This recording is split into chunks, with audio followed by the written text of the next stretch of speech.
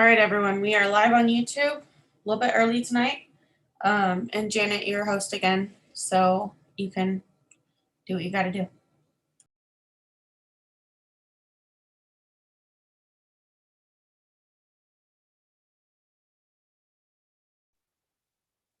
Sorry, Mariah, I had someone on the phone I was talking to at the same time.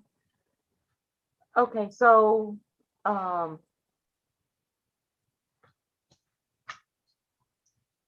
okay, so we are actually live on TV, so everyone will want to mute themselves as they come on. Yeah, we're live on YouTube. Not quite UGTV yet, but yeah. All right, I'll be right back. Okay, thank you.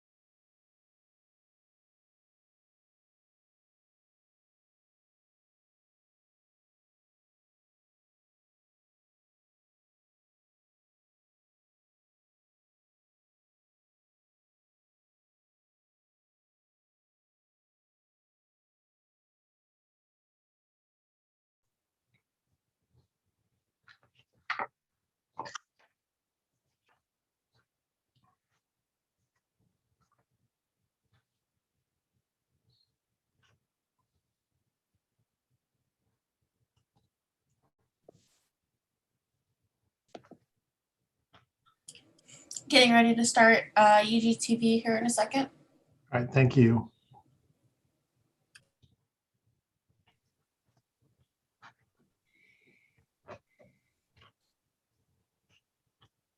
We're live. Thank you. Shannon, I'm showing that we're still missing Commissioner Miller, Commissioner Pauly, and Commissioner Cho. Is that correct?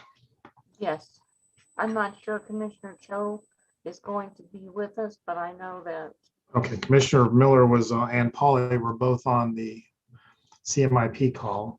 right.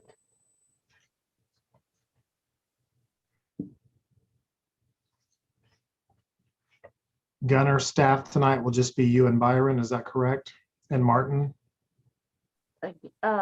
Gunnar, myself, Martin, and Byron, that's correct. And then Daniel from legal department. Right.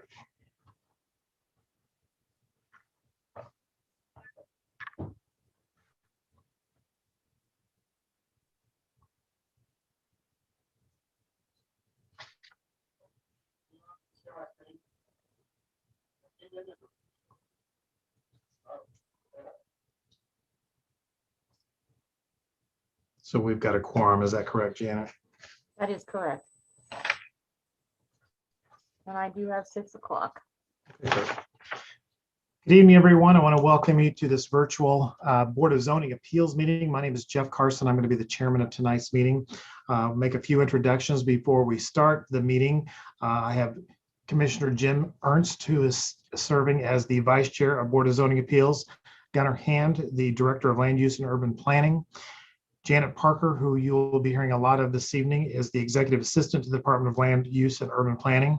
We have the following members of the planning staff: Byron Toy. We also have Martin Tangira with the Public Works Department, and we have Daniel Kuhn with the Unified Government Legal Counsel. We have the following Board of Zoning Appeals commissioners present for our meeting tonight: Commissioner James Ernst, Commissioner Brandy Armstrong, Commissioner James Connolly, Commissioner Joanne Huey, Commissioner Karen Jones, and Commissioner Mark Muller. Did I leave anybody off? Okay, with that said, I'm going to turn the meeting back over to Assistant Parker, who will read the opening statement for tonight's meeting. We would like to welcome those participating by telephone or Zoom to the meeting of the Board of Zoning Appeals. Due to COVID-19, the members are participating remotely by Zoom webinar. Mr. Jeff Carson is serving as chairman this evening. Please note the following instructions for the meeting. If you are joining by Zoom video, please make sure you have an appropriate background and plan to stay visible during the meeting. Board members, use the raise your hand feature when you want to speak, and after Chairman Carson recognizes you, please unmute your microphone and state your name when you begin to speak. If you need to recuse or if you need a personal break, use the raise your hand feature. For those attending the meeting this evening, please use the raise your hand feature if you want to speak on an application. After Chairman Carson recognizes you, please state your name and address and make your comments. If you are having issues getting in the Zoom meeting, please email planninginfo@wicokck.org and let Secretary Parker know. Proper meeting decorum is expected of all participating in the meeting, and anyone who fails to act properly may be removed from the meeting. The city reserves the right to discontinue a meeting if any improper behavior occurs which prevents the uninterrupted conduct of business. The format for this evening's meeting is as follows. The applicant will make the opening statement explaining the proposal. The applicant will be given 15 minutes to present their case, which includes the applicant, consultants, and other members of the applicant's team. Members of the board will then address any questions they may have to the applicant. Any persons wishing to speak in favor will be recognized and allowed to do so at that time. Then those persons in opposition will be recognized to make their statements and ask questions, which with each member of the public being given 5 minutes to express their opinions.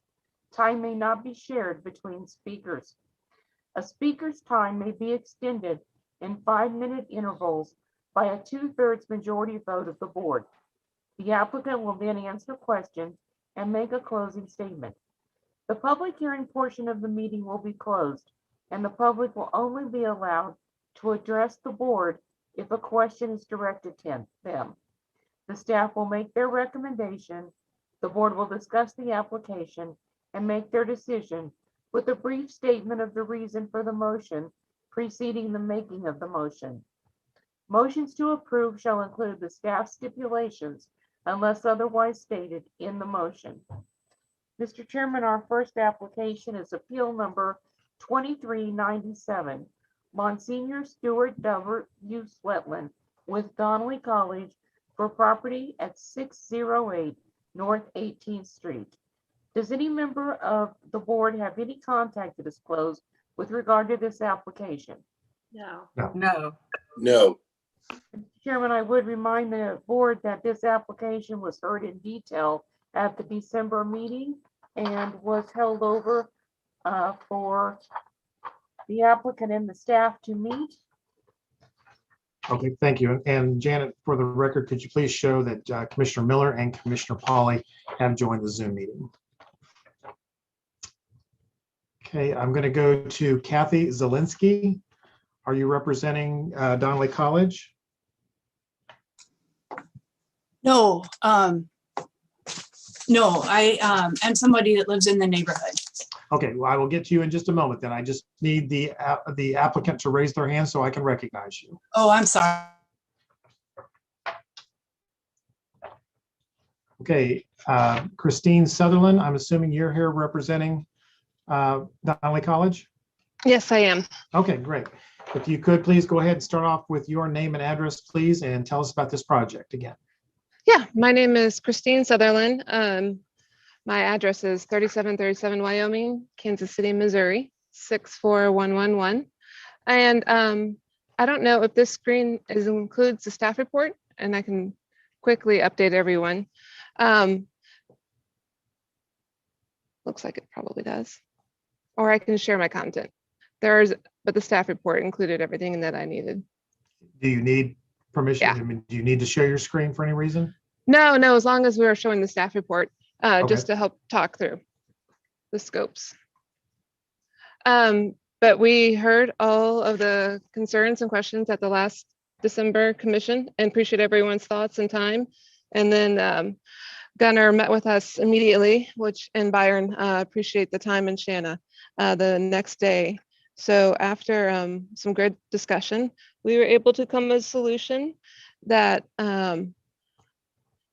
does not include a variance for digital sign, which is what we had before. So it's a little bit confusing, but this is probably the best picture. So on that far right, there's a note that says a monument sign digital display.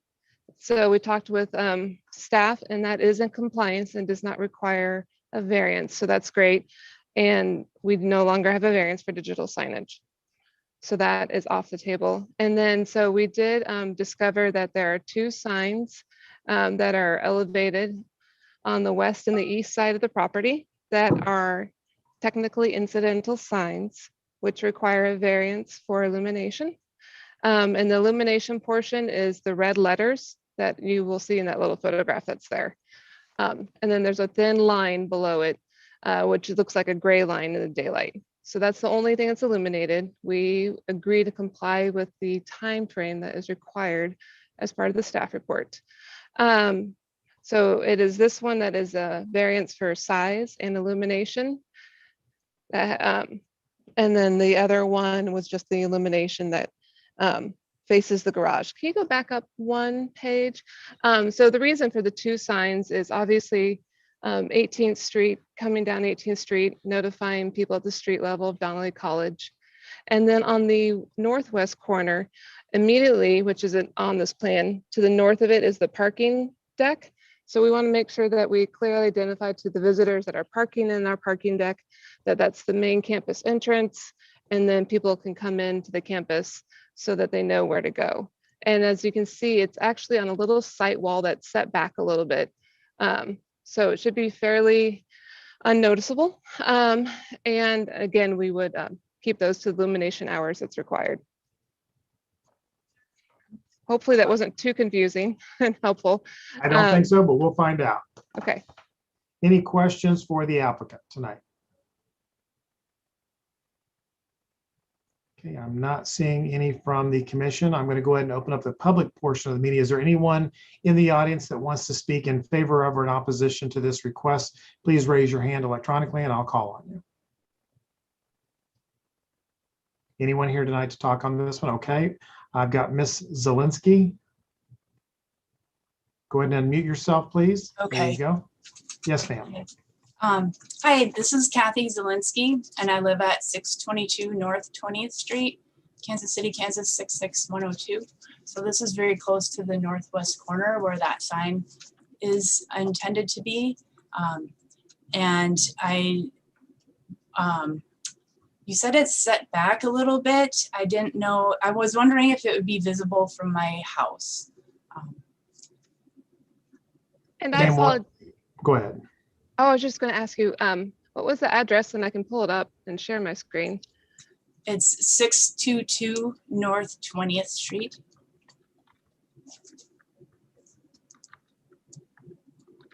One sec.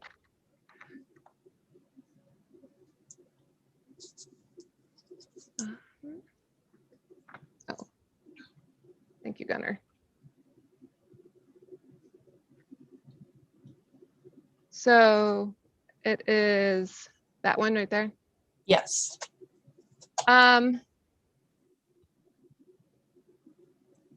So if you're in the building, you might be able to see it. I haven't done a view study to see. You're probably the one property that might see it. Yeah. Okay. Yeah, I don't know if you had talked about this sign at all before. I didn't see it in any of the other previous letters until the January 21st letter. But in general, I would not want to see an illuminated sign. And I was wondering if a non-illuminated sign would be helpful also, would be appropriate. Ms. Sutherland, can you explain the location of this sign relative to the one that's off of 18th Street, which is more visible, the need to have an illuminated sign in the secondary location? Yeah, the secondary location is for people in the parking garage at night.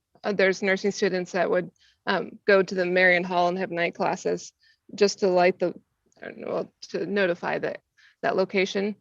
I haven't talked to Monsignor to consider the idea of not illuminating it. Tom Coulter's also online. He is representing Donnelly College. But I don't know. This sign, I'm going to go ahead and give Tom permission to speak if he needs to add anything, but this will be turned off by 10 o'clock. Is that correct? Those are the hours, is my understanding? Yes, that is correct. So it would be, is it 6 a.m. to 10 p.m.? Yes, I believe that's the requirements. And that's all day, every day, regardless of whether school is in session? That is. I think they're out of session maybe a month during the year. Tom, do you have any thoughts? Mr. Coulter? If you can, go ahead and unmute yourself. Sorry about that. As Christine said, we haven't spoken to Monsignor. I don't think we're able to understand you, Mr. Coulter. Okay. I mean, we can hear you, but you've got a bad connection. Let me touch with Christine and she can tell you what to say. I think what Tom was alluding to is we haven't talked with Monsignor yet to know if changing it to non-illumination would be okay with him. As far as non-illumination goes, I mean, going back to the citizens' comment, classes are not in session on the weekend. Is that correct?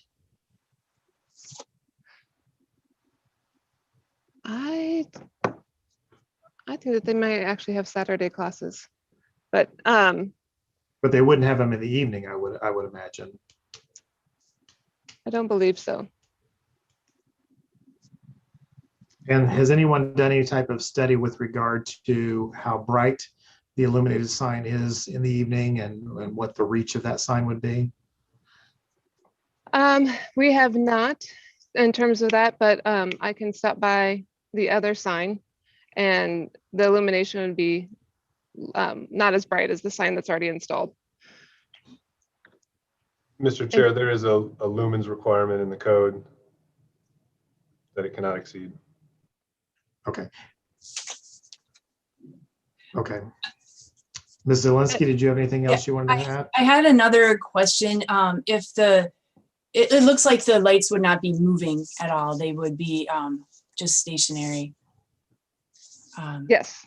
Okay, They- and my other question is about noise. I don't know if the signs can make a buzzing noise, if they would emit any noise, whether intentional or accidental. Some lights I've seen have made noise, and I don't know if these possibly could. Generally, that's usually with the ballast, and this light is pretty limited in its light, but I can stop by the other sign and see if it's making noise. I would expect it to not make noise since it's just a small LED sign and not a large billboard. Tom did confirm there are activities in the event center on Donnelly's campus during the weekend, but he was curious if there was a time frame to shorten, if it would be better if we turned them off at 8 o'clock, if that would be acceptable to the resident. That would make it a little bit more palatable. And we can discuss that during staff comment. Okay. Anything else? Any other questions you had, Ms. Zelinski? No, I was just thinking of it more as like it would become a little bit more of a commercial feel in the neighborhood if there was an illuminated sign that's, you know, a different color than white. Anyway, it might change the atmosphere of the neighborhood a little bit. Okay. That's- We will get you some answers. We'll have this discussion when we get staff comment about some Okay. options. Okay. Thank you. Thank you. Is there anyone else in the audience that wants to speak in favor of or in opposition to this request tonight? Seeing none, I'll go ahead and close the public portion of the meeting and we'll go to staff and get comment from Gunnar Hand, Director of Land Use and Urban Planning. Thank you, Mr. Chair. Again, this is Gunnar Hand, Director of Planning and Urban Design. As the applicant mentioned, we did some rework of the design after the last hearing, had some concerns about the digital signage on the retaining wall. Again, that's been consolidated into a single monument sign set farther back from the traffic light, which was another concern that was raised at the last hearing. Again, the conditions currently state that it will be off from 10 p.m. to 6 a.m. Every day. When we looked at the history of the property, there's been a few NOVs in the past that have all been resolved up until this point. And aside from the constituent tonight, there had been no letters in support or opposition. So we have one opposition as per this evening. Can you comment on any type of noise? And again, can you maybe review the lumen requirements or limitations? Yeah, I mean, there is a standard lumen requirement associated with the case. I'll have to dig in to get exactly what that lumen is, but that's what the code is and it can't exceed that. We'd be open to adjusting the time frame. The current code is 10 to 6 a.m. If we wanted to expand that, we certainly could here tonight.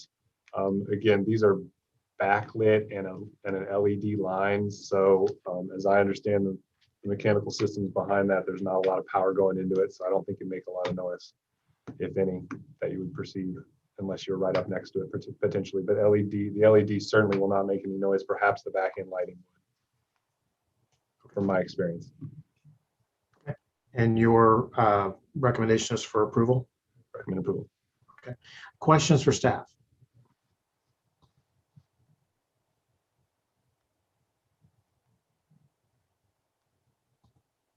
Anyone? Commissioner Ernst. Gunnar, in your opinion, it's kind of hard for us to visualize the light. Would it be disturbing to someone at the distance of Ms. Zielinski? It's a LED, so it's not super bright light. It's got some backlight, but it sounds like it's more what it's intended, just to call attention to where the parking is. Well, if you can see it, there's sort of a line. You see this gray line underneath and the established date. That'll be an LED light, right? So, LEDs are sharp. You'll be able to see that. What the other lighting that occurs is behind the lettering. So it'll look like the Donnelly College is floating behind a bed of light, essentially, right? So it's kind of like it's backlit, if you will. That I think potentially could have some ambient light, but the sharpness of the LED on the bottom, you'll definitely be able to see that from her house and that block. How much it reflects back and how much of a nuisance, I guess it would be, is honestly subjective, because people have different light sensitivities. People have different behaviors and go to sleep earlier than others and all that other kind of stuff. But again, I think we tried to encapsulate that inside the code by having a lumen requirement so it cannot exceed a certain amount. The applicant mentioned going back to Monsignor for approval, but it's up to you to approve this variance, not the Monsignor. So if you did not want this one to be illuminated, you could deny it. And there could be different hours for that sign versus the main sign on 18th Street. Is that correct? That is correct. Okay. They would set it up on a timer system essentially, and they could, if they wanted to be different, they could set up two different controls. There's a cost to that associated with that, but it's not that much, and I think that would be appropriate as well. Other questions for staff?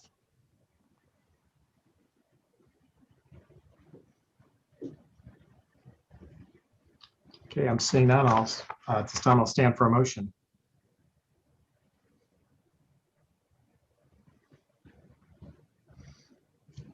I move the Board of Zoning Appeals approve case 2397, subject to staff stipulations, but I would ask that staff work with Donnelly and Ms. Zielinski to see if there are more appropriate time periods that the light would be on. For the secondary light? Yeah. Okay. Is there a second? I'll second. That's seconded by Commissioner Huey. Any discussion? Gunnar, is that appropriate in terms of approving it with the stipulation that you guys work on some mutually agreeable times? Yes, we can confirm that before the Board of Commissioners hearing later this month. All right, thank you. Further discussion on the Excuse motion? me. It doesn't go to the Board of Commissioners. We can look it up. Okay. Further discussion on the motion for approval? Seeing none, roll call. Armstrong, Aye. Conley, Aye. Ernst, Aye. Huey, Aye. Jones, Aye. Miller, Aye. Bowler, Aye. Polly, Aye. and Reasons. Aye. Mr. Chairman, that motion to approve this appeal, subject to the revised comments, passes 9 in favor and none opposed. All right, thank you. Mr. Chairman, our next appeal is number 2402, Ram Russell, for property at 3016 Brown Avenue. At this time, does any member of the board have any contact to disclose with regard to this case? No. No. Mr. Ramsell. Sorry if I'm pronouncing your name wrong. I see you in the audience, and I've given you permission to speak. If you go ahead and unmute, please, and give your name and address for the record, please. My name is Ram Rasali and I am from 3016 Brown Avenue. Have any contact to disclose with regard to this case? Yes, ma'am. I want to build a 12 by 12. Ramsell? Yes. Okay, we're getting a lot of feedback or something. I'm sorry, I don't know why there's such a delay on your end. Wish to speak, if you go ahead and mute, please, and give your name and address for the record, please. Yes, my name is Ram Musaidi, and my current address is 3016 Brown Avenue. And I want to build a 12 by 12 structure because of my garage. And I want to build a 12 by 12. Mr. Saley, Mr. Saley, are you on the phone and the internet? Something. I'm sorry, I don't know why there's such a delay on your end. Wish to speak, if you go ahead and mute, please, and give. Yes, my name is Ram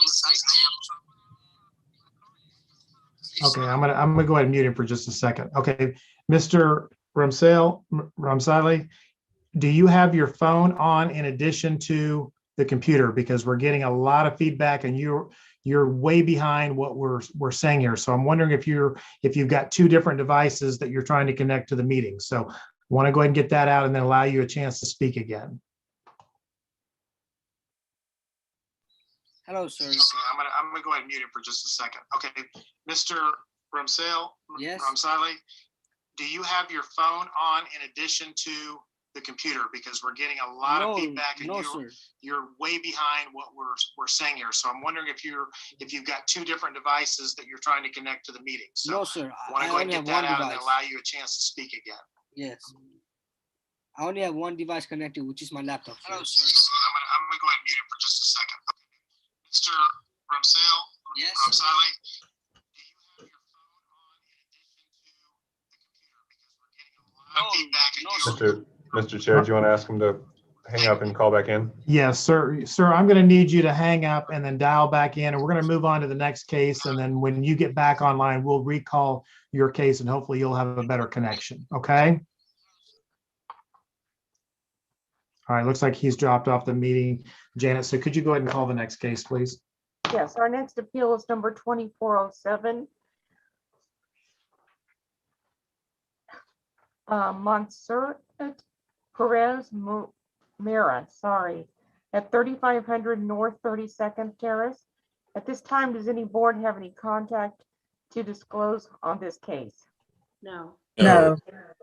Chairman, this application was heard last month and was held over until this month.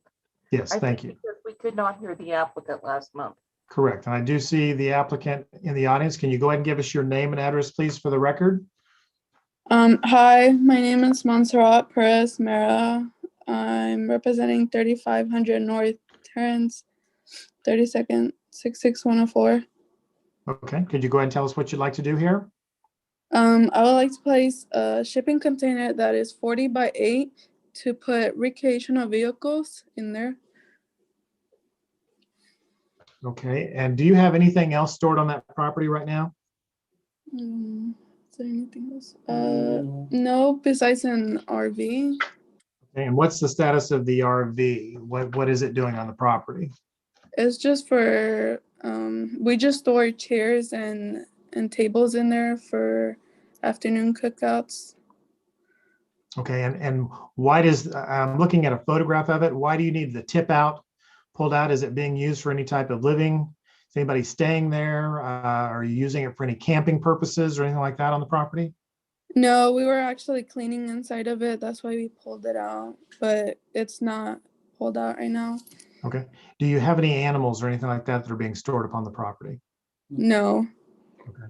And then what about the other vehicles that we see in the photographs? Are those vehicles operational? Already moved. No, they have been removed from the property. They're no longer there. Okay, so the only thing that there is now is an RV and then the shipping container that you're wanting permission to use? Yes. Okay. Other questions for the applicant?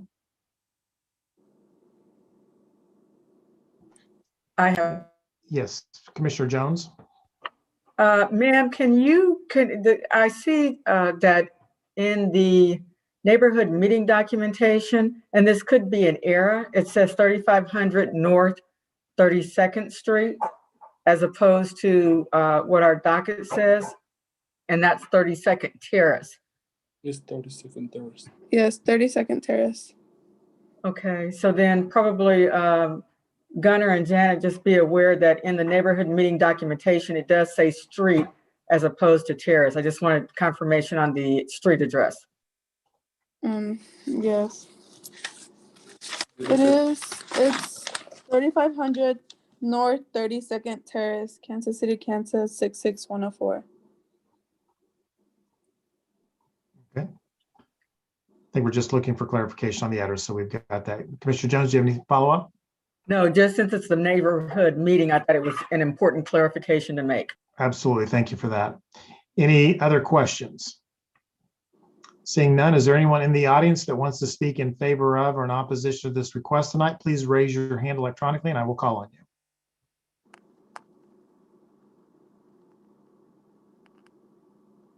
Okay, I'm not seeing anyone that wants to speak. So we'll close the public portion of the meeting. We'll go to staff for their comment. Thank you, Mr. Chair. This is Gunnar Hand, Director of Planning and Urban Design. I did want to note that this is also associated with a special use permit 2020-105 at the City Planning Commission, which will be heard if the Board of Zoning Appeals approves this case tonight. Again, this was delayed or held over from the last meeting in January due to some technical difficulties. We have been in contact with the applicant since that time. They provided us information about the storage container, which was some of the questions the Board of Zoning Appeals had at the last meeting. There was an NOV on this property, again, for the RV. There was no support provided thus far in the case. If you recall, at the last Board of Zoning Appeals, there were 2 people who attended and spoke out in opposition to the case, but their comments did reflect heavily on goats and some of the other agricultural uses that are common in this neighborhood.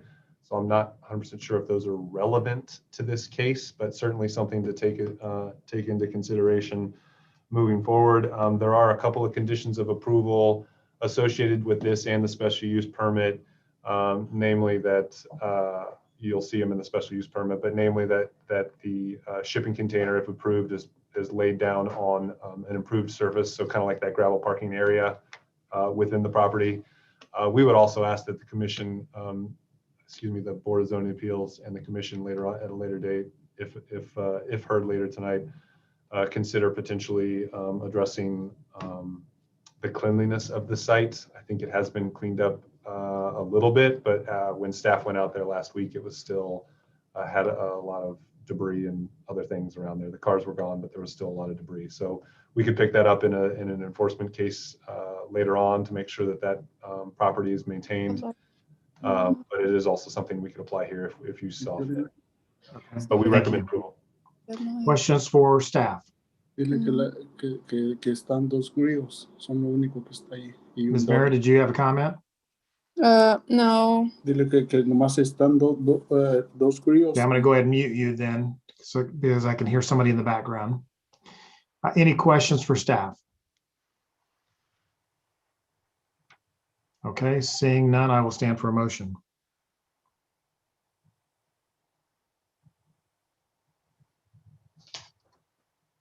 Motion to approve, subject to staff comments and stipulations, including cleaning up the property. Second. Okay, I've got a motion to approve by Commissioner Jones, seconded by Commissioner Mueller. Any discussion on motion for approval with the additional stipulation that the applicant agrees to clean up the property and rid it of debris? Seeing none, roll call, please. Armstrong, Aye. Conley, Aye. Ernst, Aye. Huey, Aye. Jones, Aye. Miller, Aye. Moeller, Aye. Foley, Aye. Reasons. Aye.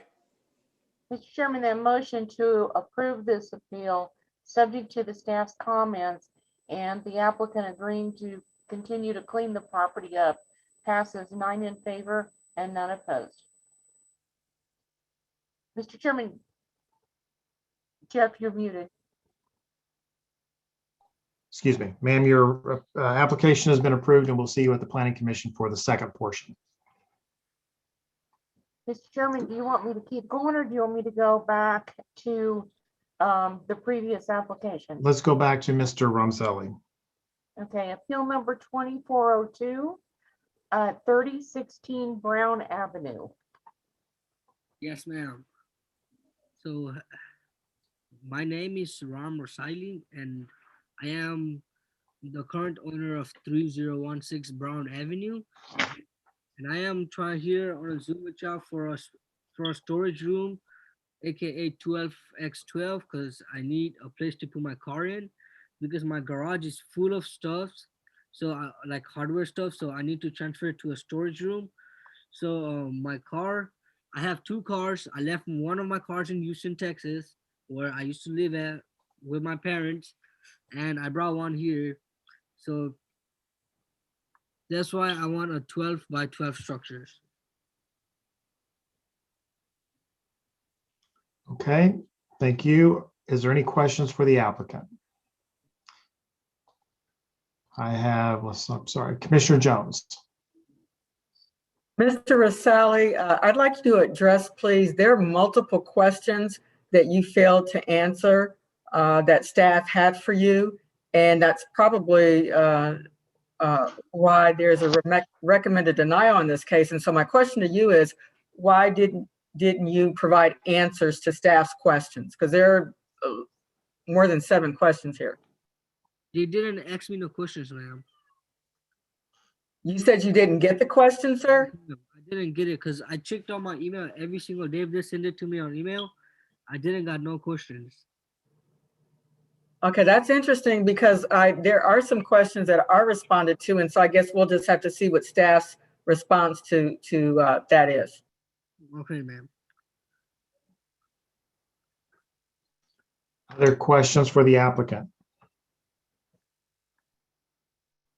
Seeing none, I'm going to go ahead and ask the public. Is there anyone in the audience that came tonight to speak in favor of or in opposition to this request? Please raise your hand.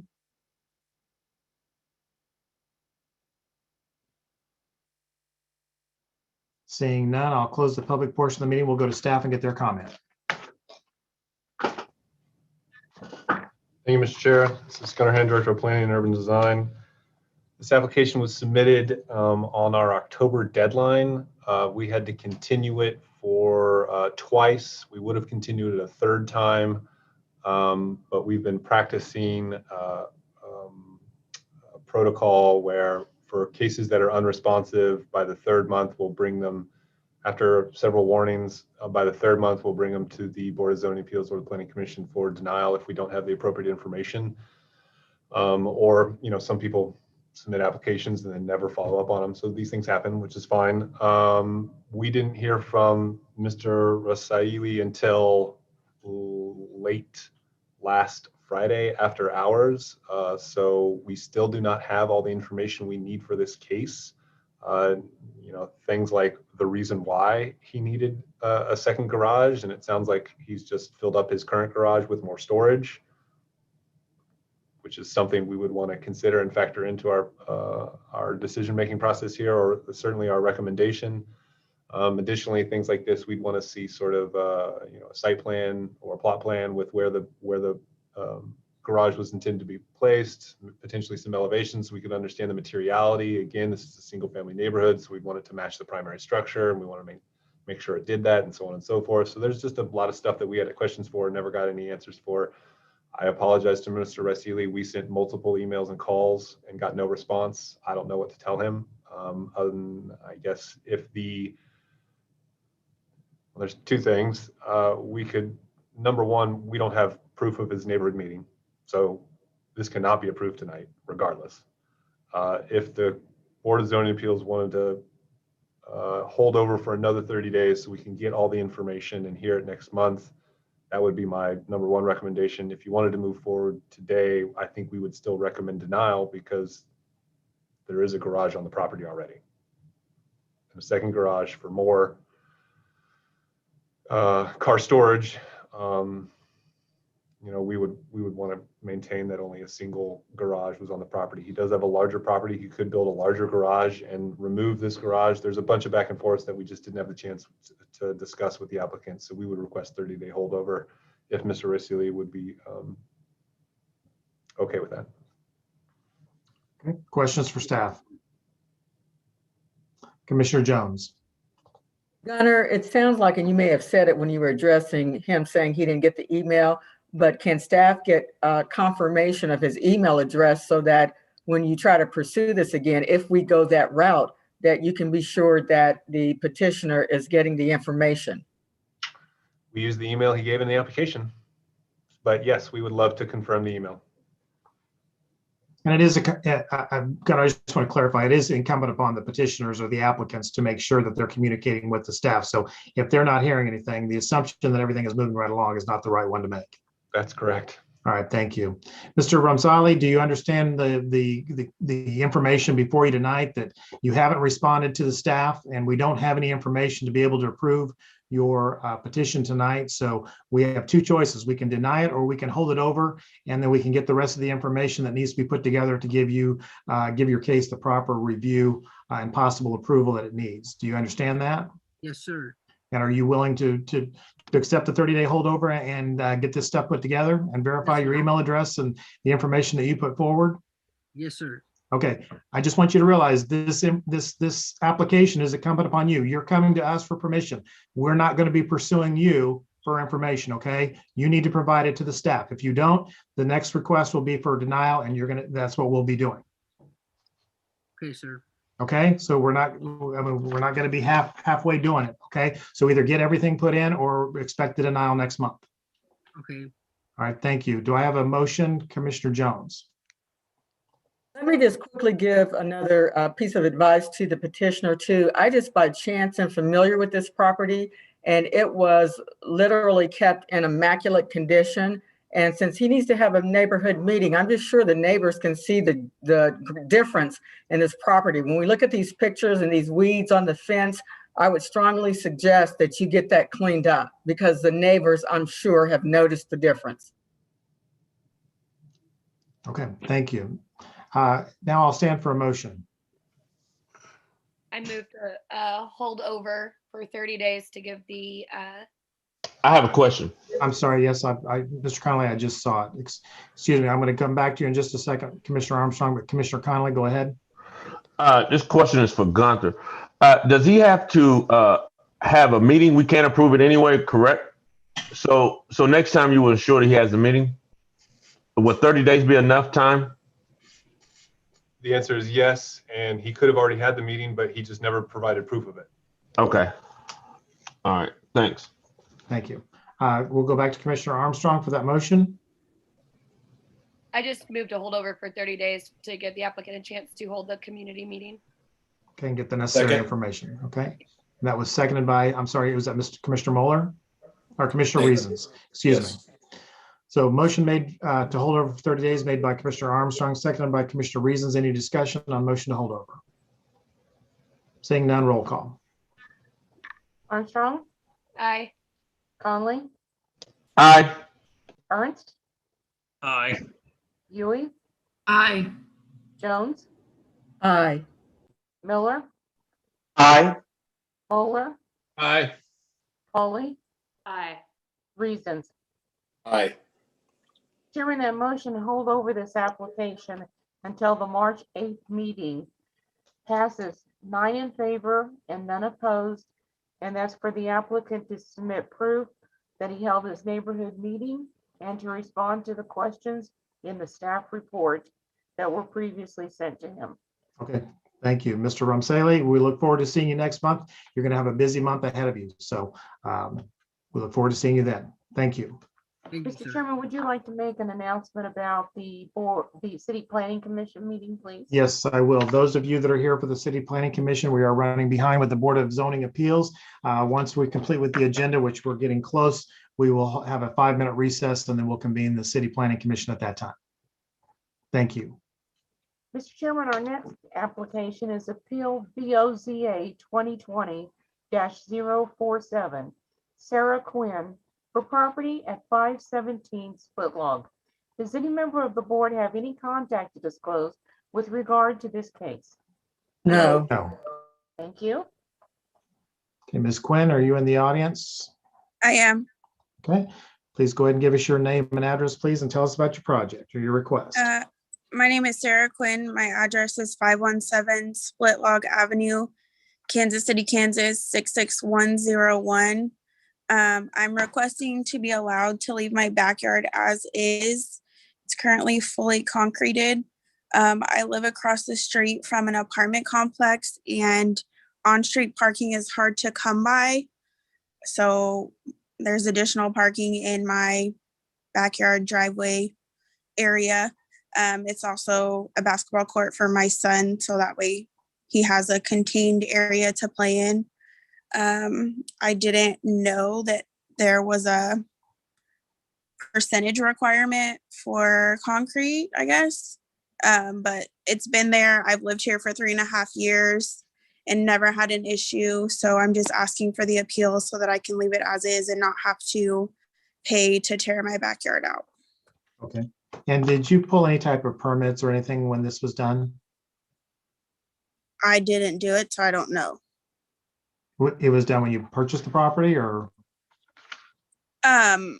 My father does concrete for a living, so I didn't have to like go through a company or anything. He just poured the additional concrete, so I honestly have no idea. He owns a concrete company and pours driveways for a living, that kind of thing? Yeah. If you look in this picture, those last two concrete pads that are, yeah, right there, those were existing already. What was added was the piece in front of it. Okay. But your father does own a professional concrete company, so should be aware of the zoning laws and the permitting process. As far as that part of it goes, yes. I don't know if he was aware that you couldn't put concrete in your whole backyard, but I don't know that.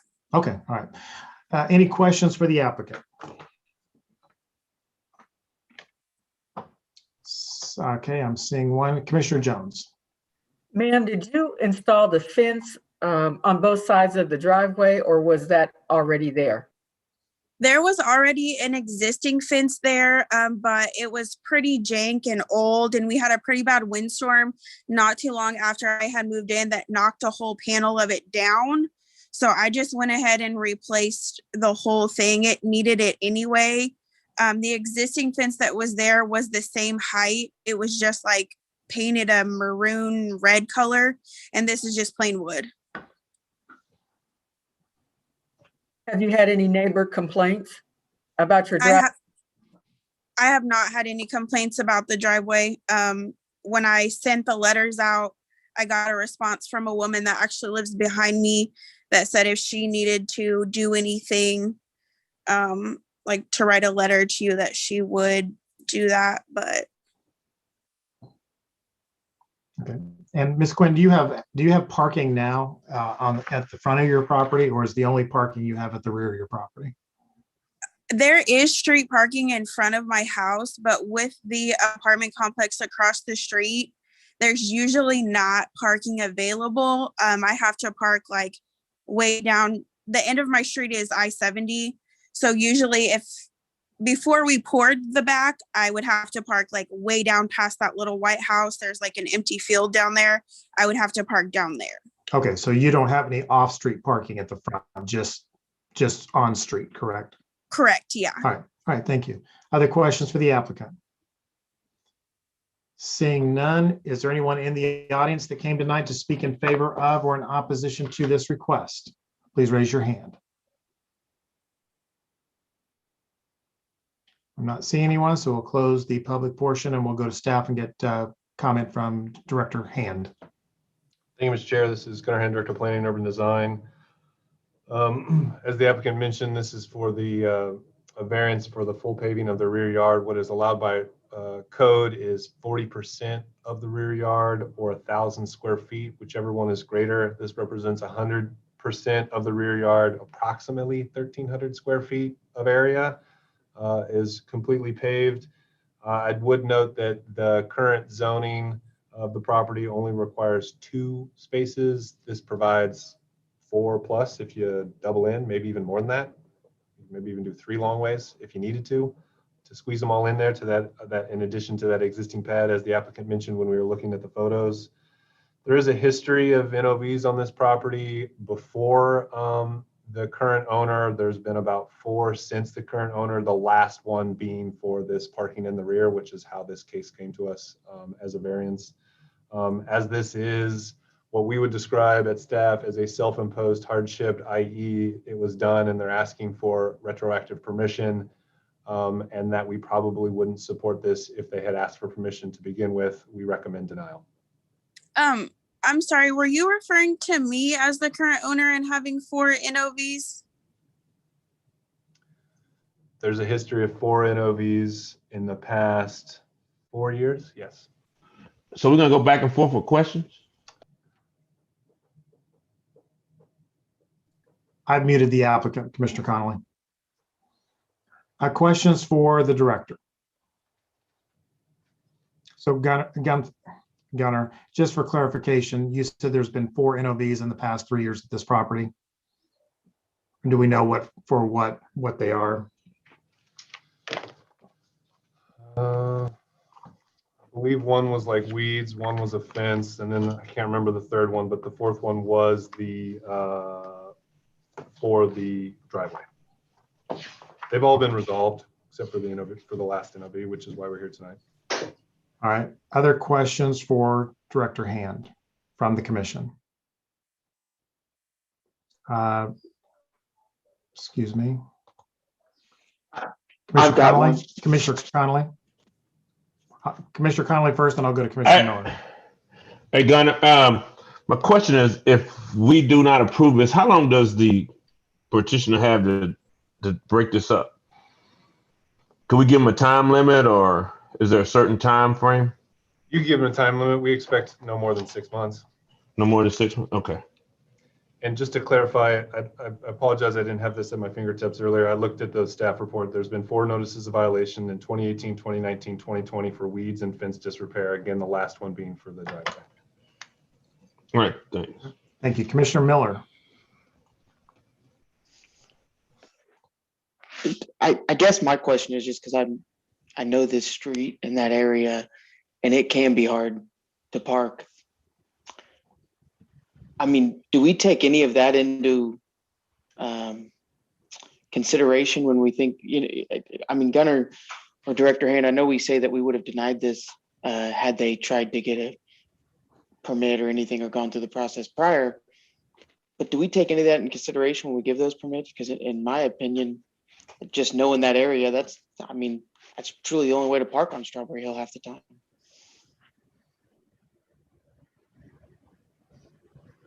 I guess my response would be that, as was noted, even in this picture, there was an existing pad for 2 cars. She has 2 cars. The zoning only requires 2 cars. So we believe you should provide space for 2 cars. And I think that is one of the reasons why that section of the code exists. The other is for stormwater management and quality. Any follow-up, Commissioner Miller? No, that's fine. All right, thank you. Commissioner Ernst, and then I'll go to Commissioner Pauly. Gunnar, if we deny this and theoretically she had to tear everything up, she could come back and ask for a different percentage, less than 100. Is there any path forward where she just removes part of the concrete up to a point where it's amenable to all? Yeah, we would only ask that she remove the 60% she's not allowed to have. And would you consider, 60 rather than 40 or some compromise?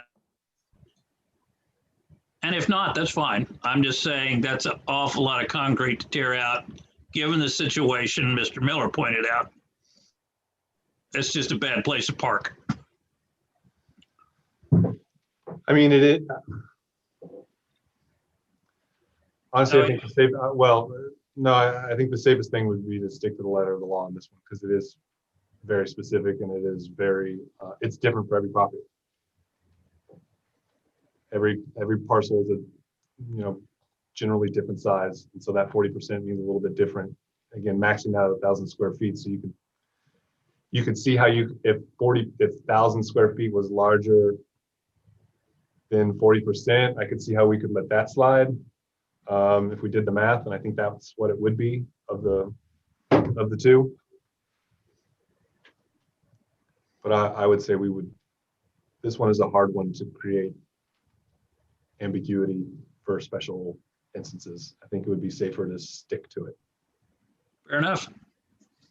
Mr. Pauly? I think you guys have answered most of my questions, but I just want to reiterate or be clear that if she were to curb cut and remove back to the percentage where she's supposed to be, she doesn't have to come back. It's right. It's like kind of all taken care of if she stays within that percentage that you guys are requesting. Correct. Yeah. So she could easily remediate the situation by just, I mean, maybe it's not that easy, but the concrete just needs to be taken back to a certain percentage of the backyard. Correct. Okay, great. Thank you. Further questions from the commissioners? Seeing none, I'll stand for a motion.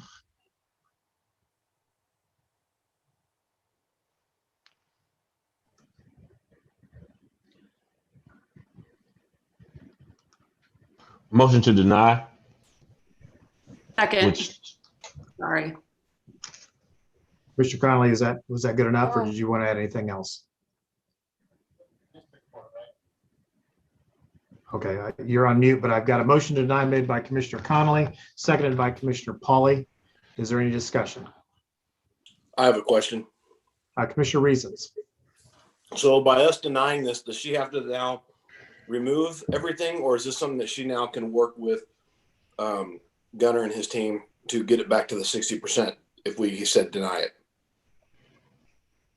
If you move forward with a denial, she will have to meet the code, which means she has to clear up the NOV. So that, I mean, the way that we would do it is resolve it at the NOV level and work with her to get to that okay. 4,000 square feet. I'm good with that. Thank you. Okay, motion is for denial.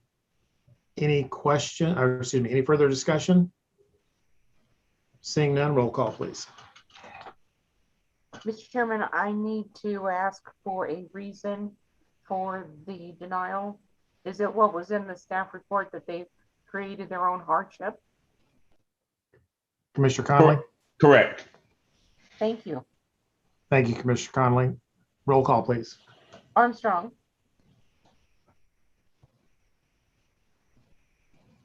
Aye. Conley. Aye. Ernst. Aye. Ewing. Aye. Jones. Aye. Miller. No. Moeller. No. Pauly. Yes. And Reasons. Aye. Mr. Chairman, that motion to deny this appeal as the applicant created their own hardship passes 7 in favor and 2 opposed. Thank you. Mr. Chairman, that takes us to our last item on this agenda.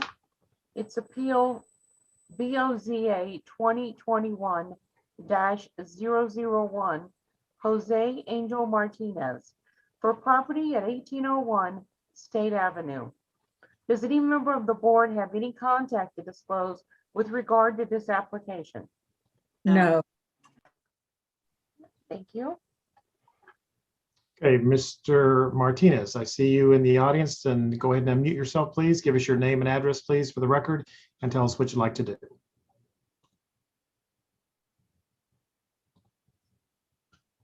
Mr. Martinez? This is not Mr. Martinez, but I have been unmuted and I was not intending to talk. All right. Mr. Martinez. Yes. There we go. Okay. My name is Jose Angel Martinez. I live at 10201 Oak Ridge Drive in Overland Park, Kansas, 66212. I am the architect of record and representing the property owner, Mr. Visach Son, for 1801 State Avenue.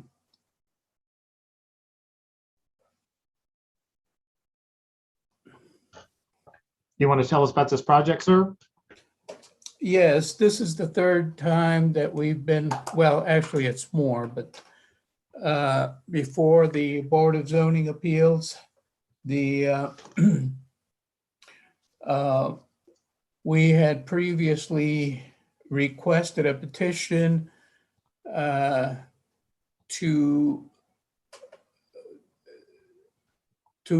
retrofit the foundation. We had been granted permission, a variance on the setbacks back in 2016. We were given a building permit. We went ahead and built the foundations. And then there were 3 issues that were raised. All of the issues were addressed. And then at the last BZA meeting, another last minute issue was raised with regards to ADA compliance at that corner. And it had to do with the proximity of the northeast corner of our building foundation to the traffic pole, the existing traffic pole light. On the previous site plan, the site plan that had been approved, the traffic pole was identified in an incorrect location. That was not done purposely. And the correct location has now been identified. Since then, we have, as we were asked to do, we have removed the entire building foundation and have backfilled the property. We have revised our site plan to provide 4-foot clearance so that the sidewalk along State Avenue and the sidewalk along 18th Street would have a concrete area around on the west side of the traffic pole light, which would allow ADA to move freely on the west side of that traffic pole light. When we revised the site plan, we were required to identify that parcel as first it was to be an easement, then we were told it has to be ceded to the city as a right of way. So we have had the surveyor identify the property, and he has the survey ready. If this is approved, then it will be recorded as a right of way to the city. A copy of the revised site plan was sent over then to the planning department. Another copy was sent to building permits. Mr. Jim Neese noted that on the revised site plan, the clean out that we had previously shown appeared in the public right of way, and we have since corrected that and now show the clean out for the sanitary within the property line of our project. So the petition now is that this site plan, which has now been revised to provide the ADA mobility on the west side of that traffic pole light, and the clean out, which has been moved in within our property line, be now approved. Okay, so there's a lot of moving parts of this case, but at the end of the day, you're okay with the staff recommendations that are in the staff report this evening. Is that correct? That's before us? That's correct. You're not requesting anything different than what the staff is recommending for approval this evening? No. All right, thank you. Any questions for the applicant? I see Commissioner Connolly.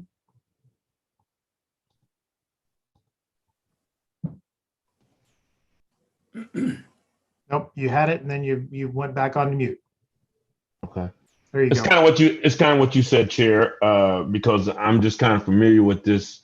And they went back and kind of changed some of the design. And I want Mr. Martinez to understand that once it's approved, this revised version, that he can't go back and just change it and make all the adjustments that he wants to make. Thank you. And I'm sure based on what happened the last time, I'm sure that that message was pretty loud and clear. Other questions for the applicant? Seeing none, we'll go to the public portion of the meeting. Anyone in the audience that wants to speak in favor of or in opposition to? I have Mr. Mike Smallwood. Mr. Smallwood, if you would give us your name and address, please, for the record and your testimony. Yeah, Michael Smallwood. Address is 7814 Street in Shawnee, Kansas. I am the trustee of the Flora Smallwood Trust that owns the building directly to the south of the property in question. My family has occupied that building in one form or another for 50 years. My concerns and my family's concerns with the project from its inception was public safety, and particularly with the safety of vehicles entering and exiting the parking lot of our building at 1008 North 18th Street. I've read the recommendations and I don't see anything in there on site triangles. And I just want to be sure that traffic engineers have addressed the site triangle issue for visibility of cars not only exiting our lot, but coming around the corner at 18th and State to southbound 18th Street, which, as anyone that's been to our store there understands, the traffic can get very busy and it becomes difficult to get out. The building, as proposed, will create a giant blind spot. And so those site triangles are going to be very important to make sure that people exiting our parking lot and also the cleaners next door can see traffic that comes around the corner and be able to safely exit.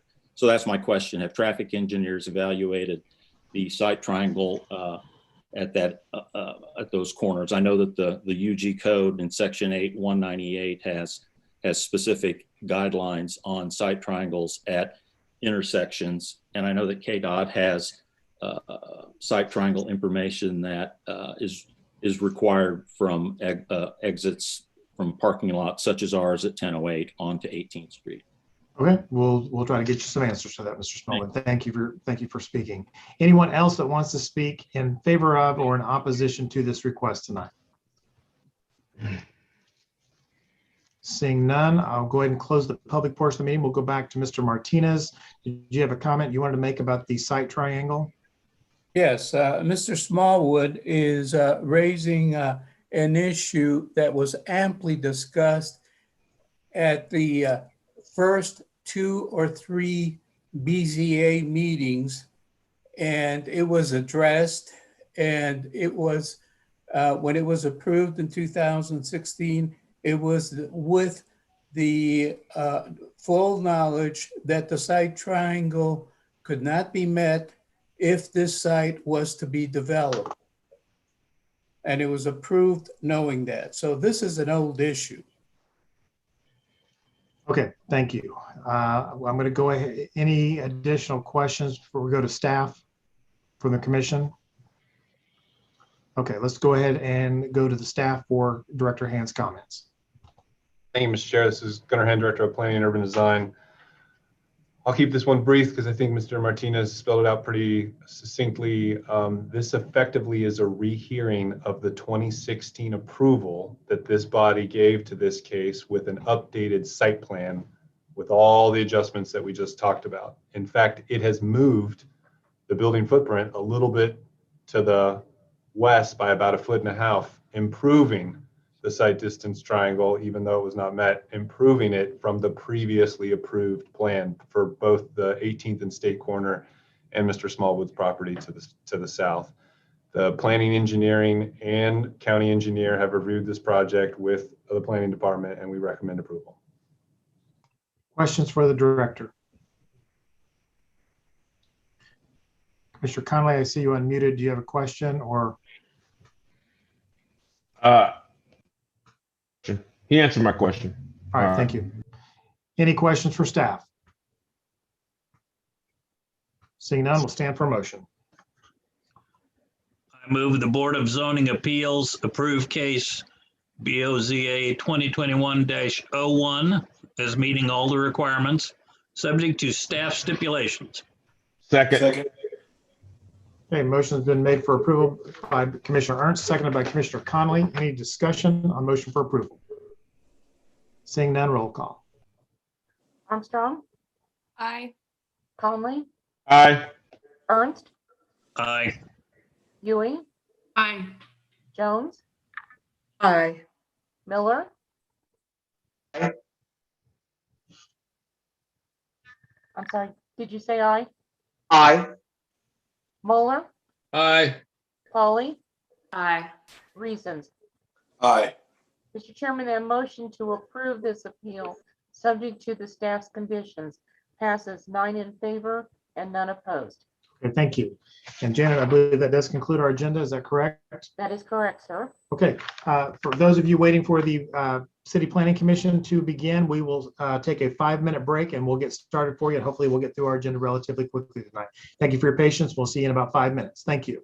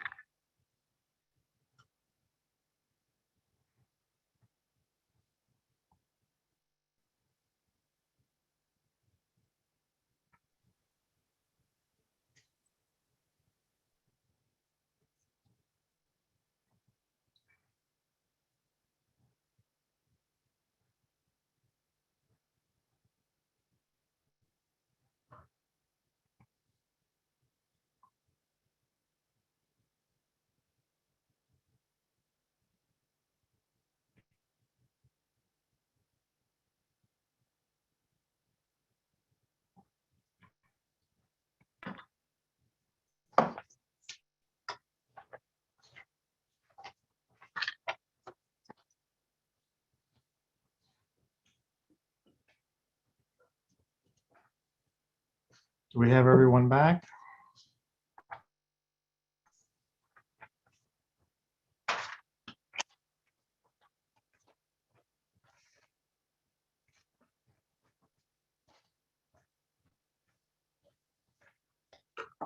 Janet, are you ready?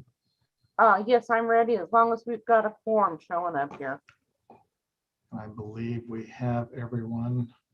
Got 1, 2, 3,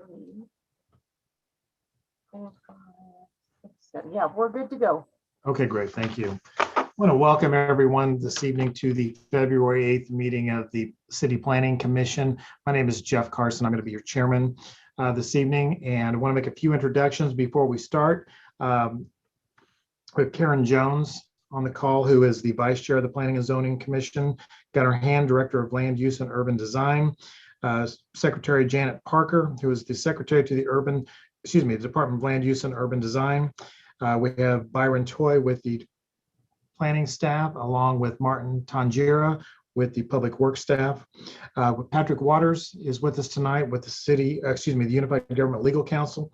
And the following planning and zoning commissioners are also present: Commissioner James Ernst, Commissioner James Connolly, Commissioner Susanna Pauly, Commissioner Nathan Reasons, Commissioner Joanne Huey, Commissioner Mark Muller, Commissioner Brandy Armstrong, and Commissioner Jake Miller.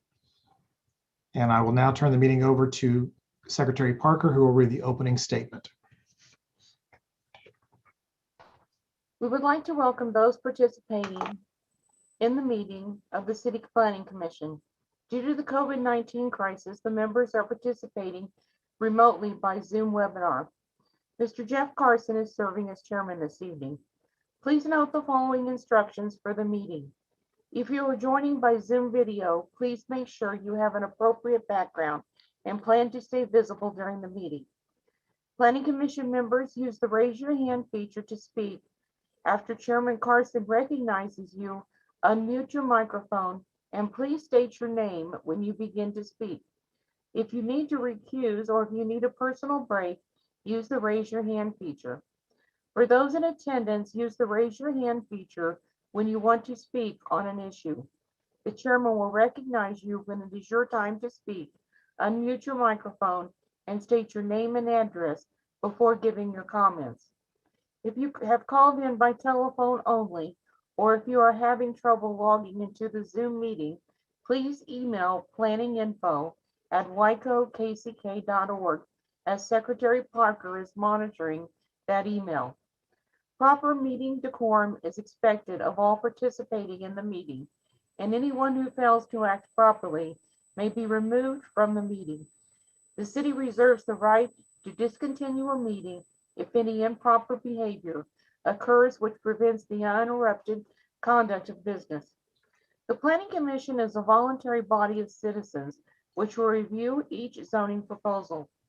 For all change of zones, special use permits, vacations, and preliminary plan reviews on tonight's agenda, the Planning Commission makes recommendations to the Unified Government Board of Commissioners, who will then make the final decisions on Thursday, February 25th, 2021. For final plats and final plan reviews heard tonight, the Planning Commission's decision is final and there will not be another hearing. The format for this evening's meeting is as follows. The applicant will make the opening statement explaining the proposal. Please note that the applicant will be given 15 minutes to present their case. The 15 minutes includes the applicant, consultants, and other members of the applicant's team. Members of the Planning Commission will then address any questions they may have to the applicant. Any persons wishing to speak in favor will be called upon and allowed to do so at that time. Then those persons in opposition will be called upon and allowed to make their statements and ask questions. Please note that each member of the public who wishes to speak will be given 5 minutes to express their opinions. Time may not be shared between speakers. A speaker may request to extend their time, and the Planning Commission may, by 2/3 majority vote, extend any speaker's time in 5-minute increments. The applicant will then answer questions and make a closing statement. The public hearing portion of the meeting will be closed, and the public will only be allowed to address the commission if a question is directed to them. The Planning Commission will discuss the application and make their recommendation.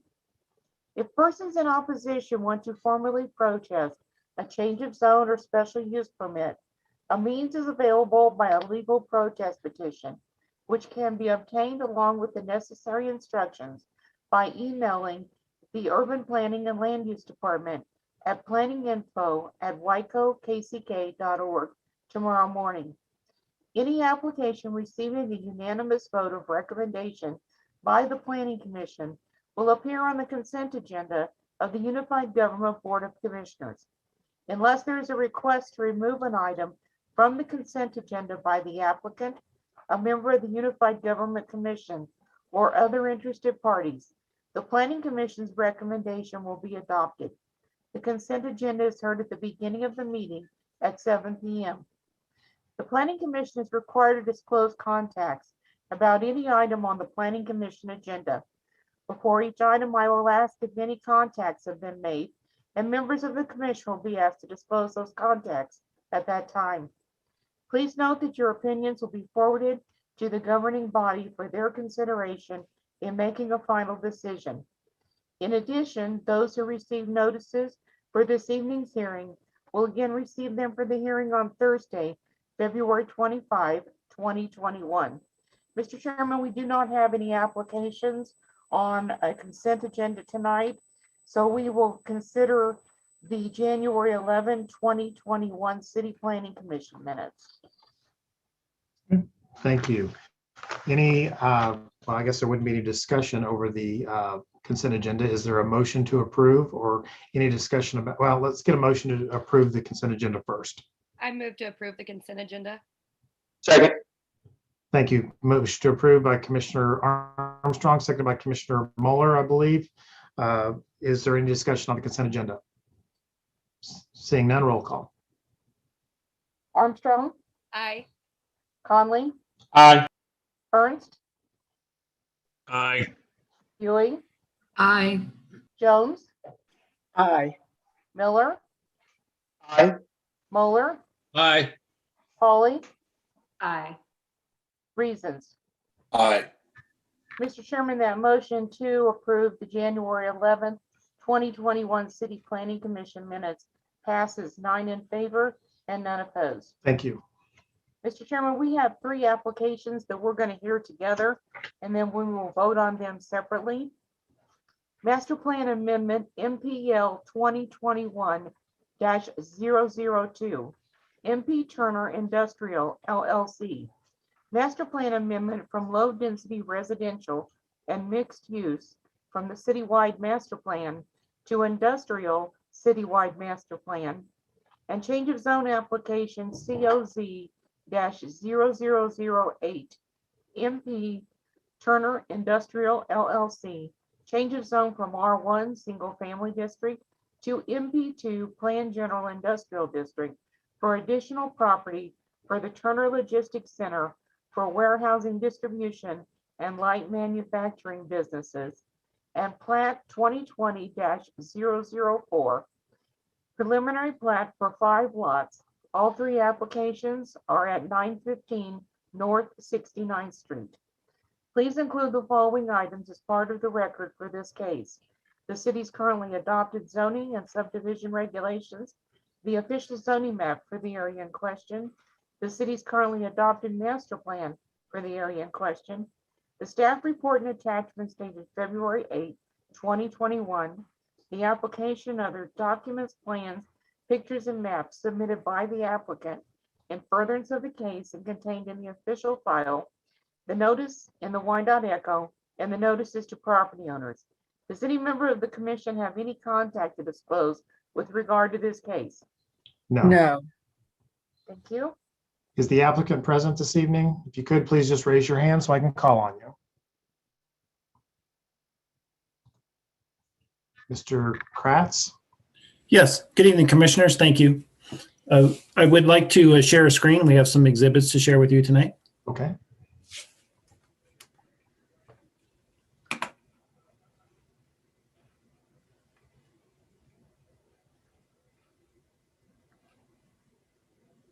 I'm sorry, I'm not finding the share button. Janet, I think we've got him moved over, don't we? Do we have, let me get him moved over. And then I'll let him share his screen. Should be promoted now.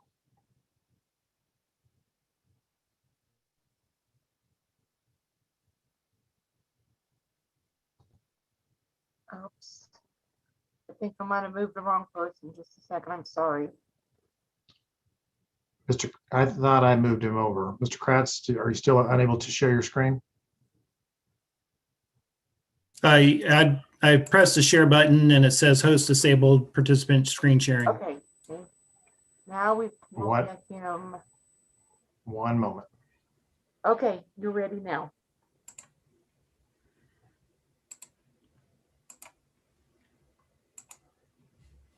Okay, hopefully I've shared the correct screen. Everyone sees a PDF of Yes. our development. Yes.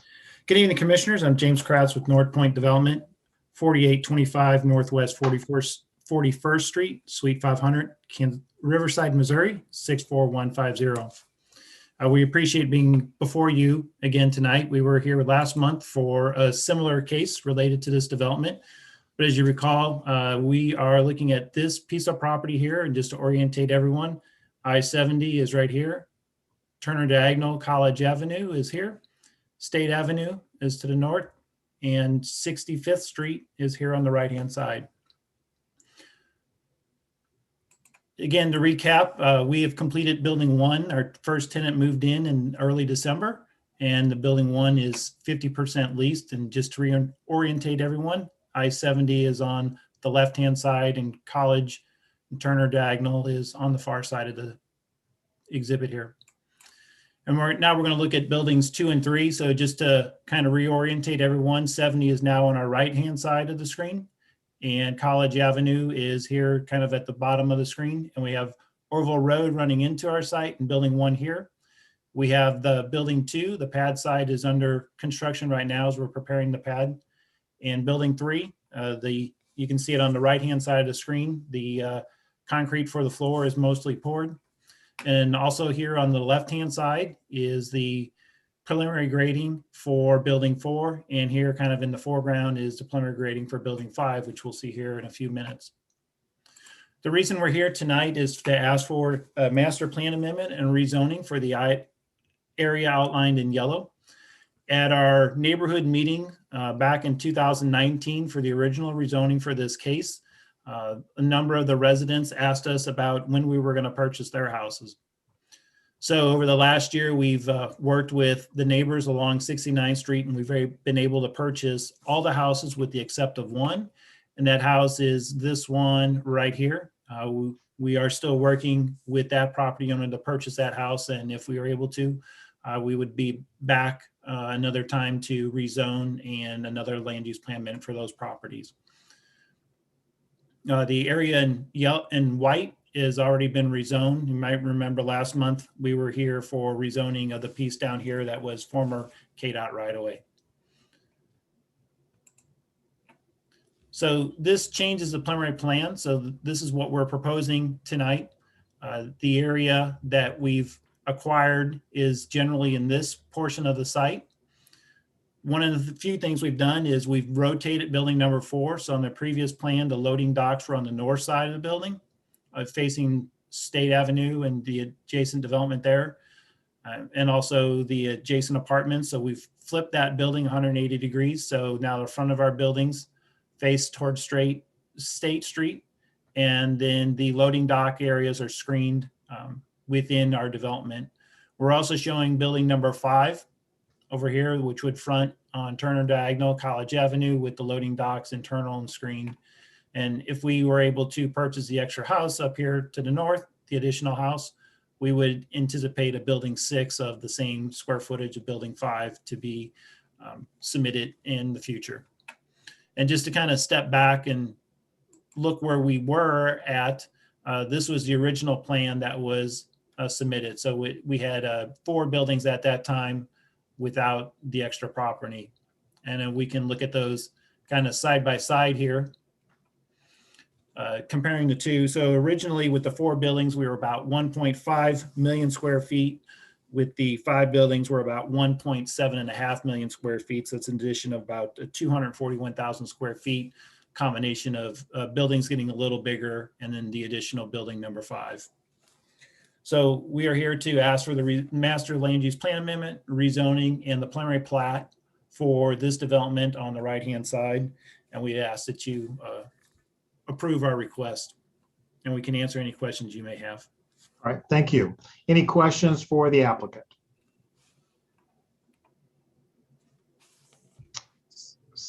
Commissioner Jones.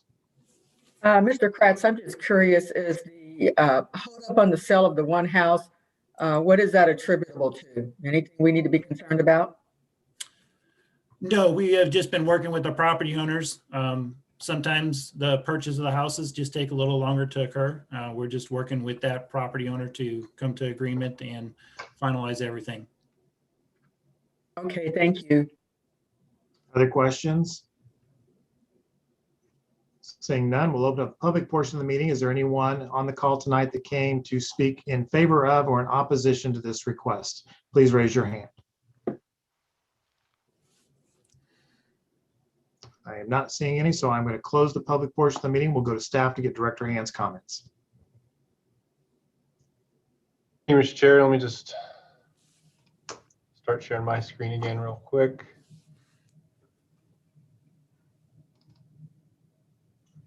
Can everybody see my screen again with the PDF? Yes. Okay, I'll just click through this. Again, we're pretty familiar with the location, what's going on. I'll leave it as right here. Again, this is a master plan amendment, rezone and replat. We're looking at adding 3 new lots. They're currently trying to working to build on 2 of them. Potentially, this would allow for a 3rd proposed site. We did have a couple of conditions of approval that we wanted to address at the meeting tonight. A full list of conditions can be found in the staff report. But I think namely for us as well, we wanted to focus on the screening and buffering area. We worked with the applicant quite a bit on the buffering and continue to work on the screening from adjacent properties. Part of this is was a recognition that there's a pretty dense existing tree canopy in and around building 4. So some of those trees could be used naturally for that screening. So we encourage preservation of that existing tree stand as much as possible. You'll note that there was an original variance about some of the screening because they were unable to be met for a bunch of different topographical and other issues. Specifically on the northeast corner of building 4, we spent a lot of time working out a solution so that that variance could be met and we didn't have to get another variance. So all things are good as it relates to screening. We have been very particular about all the site distance diagrams that have been reviewed for adjacent parcels, and the applicant even included it for across College Parkway for the, there's a multifamily development across the College Parkway directly to the west. Having worked through all those, we thought that, again, everything was meeting the different standards and other previous conditions of approval. This change of zone essentially carries over all of the original conditions of approval from that change of zone and added just a couple other, the ones I just mentioned, as well as if you look to the just to the north of their northernmost property limit, so kind of on the left side, right around here, when they replat, they effectively leave a remainder parcel, if you will. From the very beginning of this project, we did not want industrial zoned property or industrial uses up against State Avenue. So that remainder parcel was another condition of approval, that we leave something there so that it could be future developed along the UG's #1 transit corridor, which is State Avenue. It could be a commercial use, it could be someday a mixed use, it could be an apartment for the community college later on down the road. So we just wanted to make sure that that was understood and it kind of would get solved out by the planning process moving forward. That condition approval again is in this condition change of zone. As they continue to acquire property in the near vicinity, something will shake out here, and we wanted to make sure that that was a part of this approval as well. There are no NOVs on this property. We've received no letters of support and opposition. Staff recommends approval.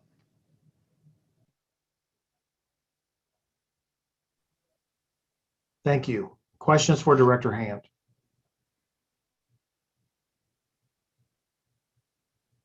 Okay, seeing none, I'm going to need 3 motions. The first will be on the change of zone. Chairman, Move to, Excuse me. first one is on the Master master plan. plan amendment, please. yeah. I'm sorry, master plan, excuse me. Mr. Chairman, should it go master plan, plat, change of zone? Or master plan, change of zone, then plat? I'm I got assuming, master okay. plan changes zone and plat. Move to Correct, approve Janet? the master. Yeah, Director Hand gave me the thumbs up. I'm assuming. Gotcha. All right, thank you. Go ahead, Commissioner Miller. Move to approve the master plan amendment, subject Second. to staff stipulations and suggestions. And that was seconded by who? Commissioner Armstrong. Okay, thank you. Motion made by Commissioner Miller to approve the master plan amendment, seconded by Commissioner Armstrong. Any discussion? Seeing none, roll call.